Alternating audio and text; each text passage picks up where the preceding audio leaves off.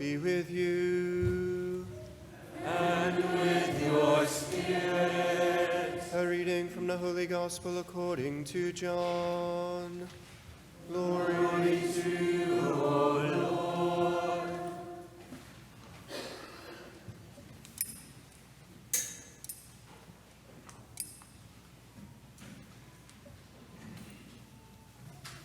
After Jesus had revealed himself to his disciples and eaten breakfast with them, he said to Simon Peter, "Simon, son of John, do you love me more than these?" Simon Peter answered him, "Yes, Lord, you know that I love you." Jesus said to him, "Feed my lambs." He then said to Simon Peter a second time, "Simon, son of John, do you love me?" Simon Peter answered him, "Yes, Lord, you know that I love you." He said to him, "Tend my sheep." He said to him the third time, "Simon, son of John, do you love me?" Peter was distressed that he had said to him a third time, "Do you love me?" And he said to him, "Lord, you know everything. You know that I love you." Jesus said to him, "Feed my sheep. Amen, amen, I say to you, when you were younger, you used to dress yourself and go where you wanted. But when you grow old, you will stretch out your hands, and someone else will dress you and lead you where you do not want to go."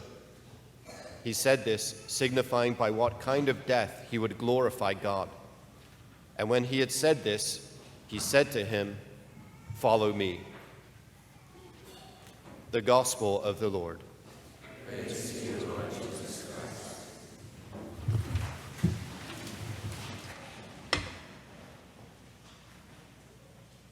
Christ. It's a great little gospel passage that we have, certainly as we're nearing the end of our school year. We're also drawing close to Pentecost and the end of the Easter season. So it's right that we have this gospel passage which really narrows our focus on what is most important. And we see here the commissioning of St. Peter. We see here that Peter is to share in the ministry of Jesus. And if we can see that for Peter, we might also see it, we might also glimpse it for ourselves, that Jesus has called us to him so that we might be about his work in the world. We have to give ourselves over to Jesus, and this is what the passage shows us in real practical terms. Right? Why is it that we think Jesus asks Peter 3 times whether or not he loves him?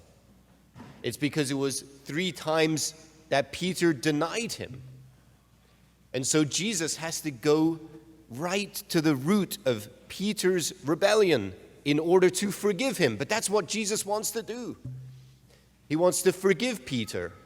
And why is that? Not simply so he can console him, pat him on the back. Yeah, sure, but he also has work for him to do. And so he needs to restore him.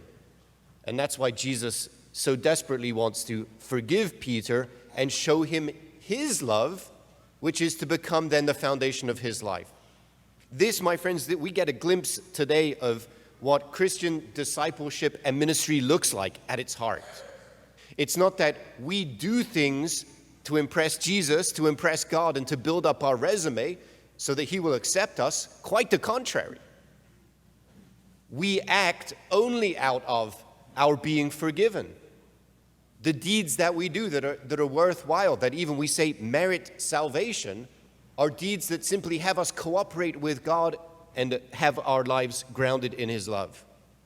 And so the good news for us today, my friends, is that we are being forgiven by Jesus. It's ours to receive that forgiveness in the very depths of our hearts, and then to live out of our being forgiven and our reception of God's love to bring his love to life in the world.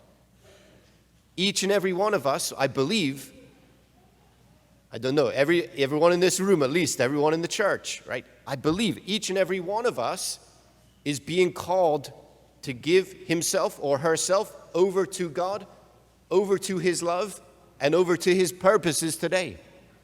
He has a mission for each and every one of you. And he's called, in spite of our sinfulness, in spite of our many sins, in spite of our rebellion against God, in spite of our ignoring him and not being on fire with his love all the time.